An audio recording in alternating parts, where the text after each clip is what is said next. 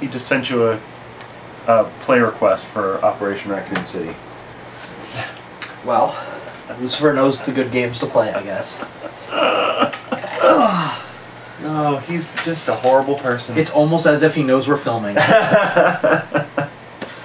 Welcome to another episode of Big and Stupid Game Reviews. I'm Stupid J. I'm Big Mike. Today, we're reviewing... Oh, what are we doing first? Resident Evil 6. Resident Evil 6. This is gonna be a short review. Sure it is. Definitely looks awesome. Plays. I had no control issues. It's Resident Evil 6. It's Resident Evil 4 and Resident Evil 5. With some better control schemes. Yeah. Worse inventory. I felt the inventory was much worse in this one. And that's it. It didn't wow me. No. I mean, it was fun to play. I enjoyed playing it, but it didn't. I think because the way it is, I expect bigger, better, more insane, and instead it just gave us longer and four mini short campaigns, which are good in their own right. And it's kind of neat how they tried to make it play differently. They don't play all that much more differently. But, yeah, it was neat to play different characters, try to bring everything together. It was pretty neat. I enjoyed it. I thought it was good. I just don't think it's great. I think if you're going to play this, it's only because you're a fan of the series, like I am. And I played it. I had fun with it. The end. I mean, I really don't know what else to say. It was just an average experience. I liked some of the throwbacks to some of the older games. The beginning of Leon's campaign, you have to go through the streets and the cars are on fire, and it looks like the beginning of 2, which is the best Resident Evil game. I like the new character. I can't remember his name. Yeah, I don't remember his name either. Because he didn't make that big of an impact on me, but I thought that campaign was the best one. What they did to Chris was a little bit weird. Making him a drunk. It didn't seem to go together with anything that happened before. A lot of the stuff in this one seems like it would have been a good game by itself, but trying to tie it in with the older stuff, it didn't quite work. Like, it's not horrible, but it didn't quite work. And I had something else, but I can't remember it. It was basically it ended up being a little bit drawn out. Like, everything was drawn out. Yeah. It's like I enjoyed at the beginning of each one of the campaigns. I enjoyed them. As I played them, I'm like, all right, I get it. And that might have been because I knew I still had to do 2 other ones. Yeah. And then, like, the way that it's set up, you can tell that they want you to play as the companion as well. Yes. So you have 3 campaigns that are fairly long by modern game standards in the same game that they want you to play twice. And you can't even play the best campaign until you've beaten the 3 campaigns that they're already... Yeah. So yeah, it's good, but it's long, and it feels long. No, you're absolutely right, because I remember I was trying to rush this so we could review it, and I couldn't rush it.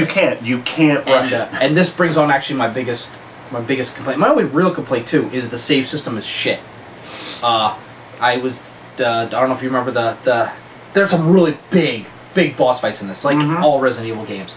And I was doing the helicopter fight with Chris, and I remember it took me almost half an hour. It took me forever, and I was having problems with the inventory because it's shit. It's like, oh, I ran out of ammo. Now I gotta drop 80 things to pick up 5 more shells to shoot. It was just a pain in the ass. It took me forever. Finally beat it. Woohoo! Get done. You're going down the rooftops. The auto save kicks on. Sweet, I can get off. I get off. I came back later. Yeah. Before the boss fight where I had to play it all over again. Yeah. I almost threw my controller. Well, there's a lot of games like that, especially for some reason, especially Japanese games. They tend to, once the autosave kicks in, that doesn't necessarily mean that that's where it's going to save.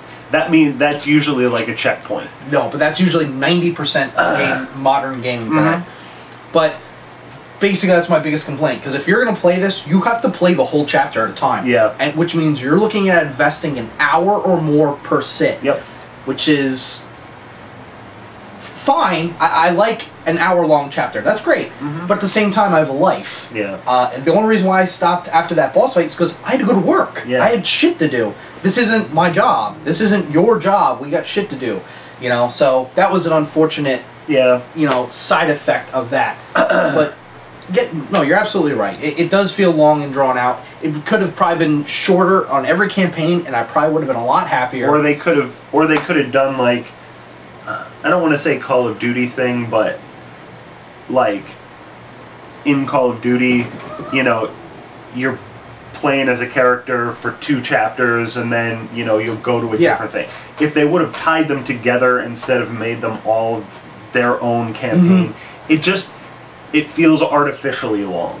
Like, oh, I have to do this campaign, and then I have to do this campaign, and then I have to do this campaign to unlock the last campaign, and then I have to go through all 3 of these campaigns again. Yeah, it's not Resident Evil 6. It's Resident Evil 6 Part 1, Part 2, Part 3, and Part 4 with Ada, so... And I didn't play the multiplayer. I wanted to, I just didn't have the time, and I wish I could have. I know it's Mercenaries mode, same as 5. I can't imagine they did too much different. It was extremely popular. Yeah. It did real well. It played fine at 5. I imagine it plays a little bit better than this, because again, I thought, control-wise, I thought it did better. Because again, with meleeing is so much better and more fun in this. Which is good for a game where you have to conserve ammo. So.